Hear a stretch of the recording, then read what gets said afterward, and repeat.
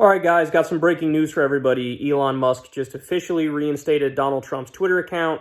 He took a Twitter poll on it. There were over 15 million votes, and the final results were 51.8% in favor of Trump being reinstated.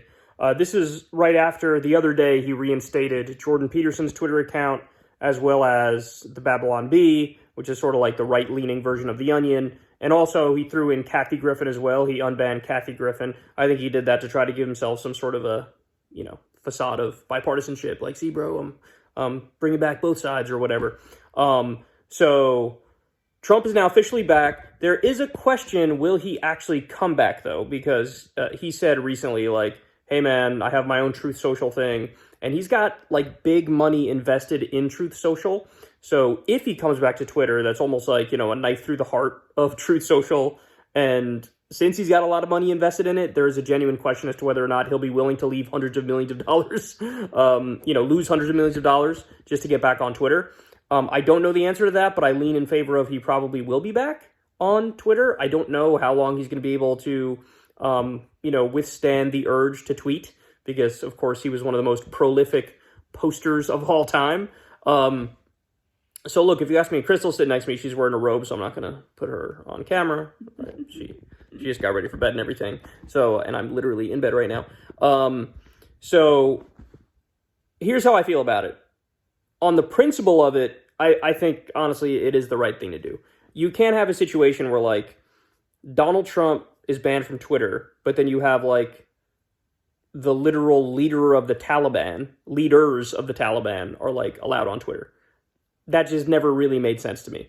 Even this idea, I'm sure there are people who were like, murderers who were then released from prison who now have Twitter accounts. It's like, okay, hold on. So you can murder somebody and still have a voice, but if you're like a really shitty leader of a country, you can't have a voice. It just never made sense. The fucking leaders of Iran have Twitter accounts, right? Like the Revolutionary Guard, the Ayatollah. So dictators do. So even if you argue like Trump is a dictator, it's like, okay, well, other dictators have Twitter accounts. So I as a matter of principle, I understand why he's back on. It makes sense. It was very debatable whether or not he should have been kicked off in the first place. But in terms of like how I feel about it, I'm like, I got that feeling in the pit of my stomach. Like, here we go again. Just more. He's going to be in the news even more. There are going to be more headlines. There's going to be more craziness. I mean, I remember when he was president. Do you remember, Crystal? Like, you'd wake up one day and you would just, like, you'd feel sick because there'd be something that happened overnight that you're like, oh, no. Like, yeah. He was nearly tweeting us into war with Kim Jong-un one day. And media will cover him way more now. Media's going to cover him way more now, yeah. But, look, there is also the upside of, like, the comedy aspect to it, because I remember I woke up one day and looked at Twitter, and it was the first thing I saw was Trump saying, like, no talent, low energy, Bette Midler. It's like, why? You're president of the United States. You're tweeting about fucking Bette Midler? Like, what are you doing right now?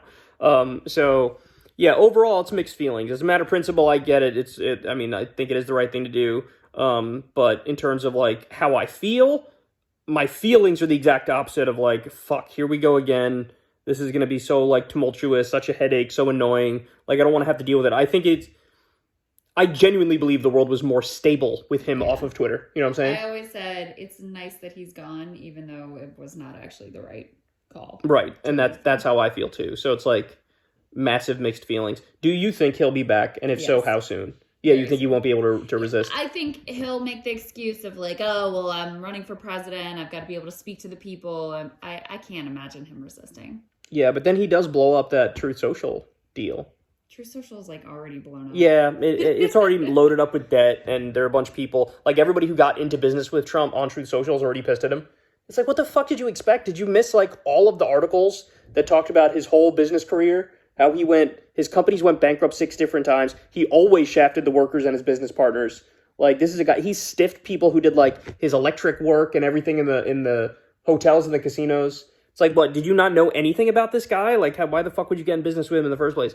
But yeah, I tend to agree with you. I don't know how long it'll be until he comes back, but I think eventually he'll be back. And yeah, I don't know, man. We'll see what happens, but Trump has been officially allowed back on. I wonder what else Elon will do. There's just a lot of erratic stuff going on. That's what I would say. He's just a very erratic leader of Twitter. I mean, remember when he said he wasn't going to make any content decisions until he had his council I forgot about that. or whatever. And right, then yeah, yeah, fuck it, I'm just going to do some stuff. Yeah, he just kept reinstating people after saying, like, no, I'm going to wait, for an official process or whatever. Yeah. So much for that. So much for that indeed. All right, there you go. The big man's back.